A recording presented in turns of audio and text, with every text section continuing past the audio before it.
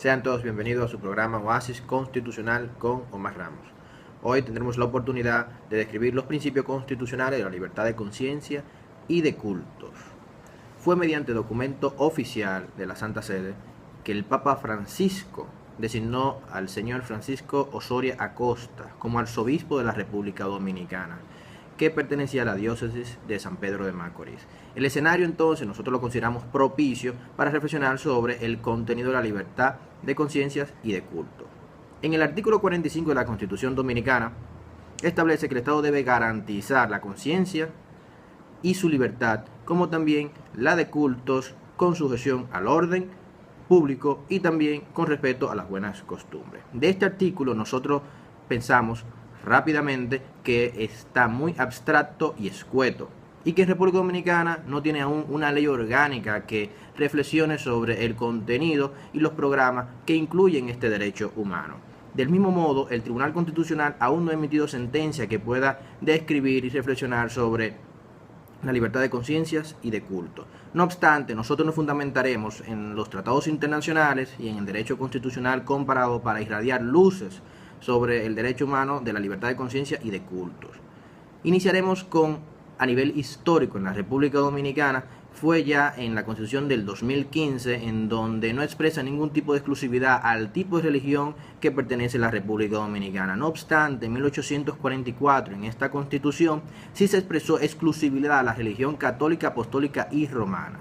Avanzado, la Constitución de 1865 reconoce a otros el respeto al culto, siempre y cuando con la condicionante de que se establezca en un recinto de manera ubicada. Fue la Constitución de 1808 en donde se reconoce el derecho humano a la libertad de conciencias y de culto de manera literal.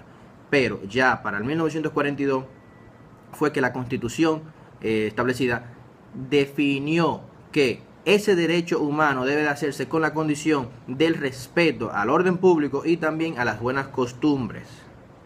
Para definir libertad de conciencia y libertad de culto debemos de individualizarlo. Primero conversaremos sobre libertad de conciencia para después desarrollar la libertad de cultos. La libertad de conciencia no es más que la capacidad que tiene una persona en la formación de su propio pensamiento, pudiendo exigir al Estado que no contravenga ni no irradie su peso ni su poder jurídico sobre su libertad de conciencia. Esta libertad de conciencia también tiene implicaciones sobre los derechos humanos de la enseñanza, de la asociación, de la reunión y de la expresión. Sobre la libertad de cultos, nosotros podemos expresar que es y se refiere a la manifestación externa, a los ritos que hace una persona, al homenaje divino que hacen las confesiones religiosas, frente, lógicamente, a los límites que tienen los terceros, al respeto de la buena costumbre y de los demás derechos que tienen estas personas. Es más restringido, lógicamente, que la libertad de conciencia porque expresa una realidad, se manifiesta en la sociedad, mientras que la libertad de conciencia se queda en la moralidad.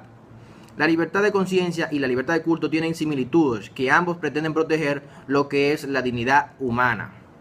Entonces, la libertad de conciencia y de culto son un derecho de primera generación y tienen jerarquía constitucional porque existen tratados humanos que versan sobre ellas y nosotros, la República Dominicana, lo hemos ratificado. No obstante, no deja de ser una condición de derecho prestacional en donde el Estado debe de asistir a las religiones, en donde los poderes públicos están obligados a actuar para permitir el ejercicio de este derecho humano. Y del mismo modo, el Estado también debe de cooperar logística y económicamente con las confesiones religiosas. Existen diferentes sujetos en la libertad de conciencia. Existen los sujetos individuales y los sujetos colectivos. Los sujetos individuales son las personas. Y los sujetos colectivos entonces ya son las instituciones, las iglesias, las confesiones y las comunidades religiosas. Primero conversaremos sobre los derechos individuales, que son las personas. El Pacto Internacional de los Derechos Civiles y Políticos, las personas, entonces, este pacto establece que las personas en calidad de beneficiarios de la libertad de conciencia y de cultos, el Estado y los terceros deben de respetarle ese derecho humano. ¿Cómo? Bueno, con la libertad de ejercicio, con la libertad de manifestación pública y privada, con la libertad de enseñanza y también con la libertad de adherencia y de la capacidad de cambiarse de otra ideología, sin necesidad de solicitud de autorización ni de permiso. Sobre los derechos colectivos o los sujetos colectivos que pertenecen a la libertad de conciencia y de culto. Entonces, estas confesiones o iglesias tienen la capacidad de que se les salvaguarde la protección de su establecimiento en donde ejercen el culto, la divulgación del propio credo, las relaciones con otras confesiones y también la asistencia religiosas a sus miembros cuando tienen una capacidad de enfermedad o de otra índole. Como todos los derechos humanos, no todos son absolutos. Esta no es la excepción. La libertad de conciencia y de cultos también tiene limitaciones, por lo que debe de practicarse, como establece el artículo 45, con sujeción al orden público y respeto a la buena costumbre. ¿Pero qué significa esto? Bueno, no es más que debe de ejercerse con respeto a las libertades públicas que tienen los terceros, a los derechos que tienen los demás. ¿Y cómo se respeta a las personas de toda la sociedad? Bueno, lógicamente garantizándole entonces su seguridad, su salud y moralidad pública cuando se ejerza la libertad de conciencia y de culto. Para nosotros ha sido un gran honor tener la oportunidad de conversar con ustedes en su programa oficial Oasis Constitucional. Por favor, les invitamos a darle me gusta a nuestra página oficial de Facebook Omar Ramos Camacho. Muchas gracias por sintonizarnos. Les espero en una próxima entrega.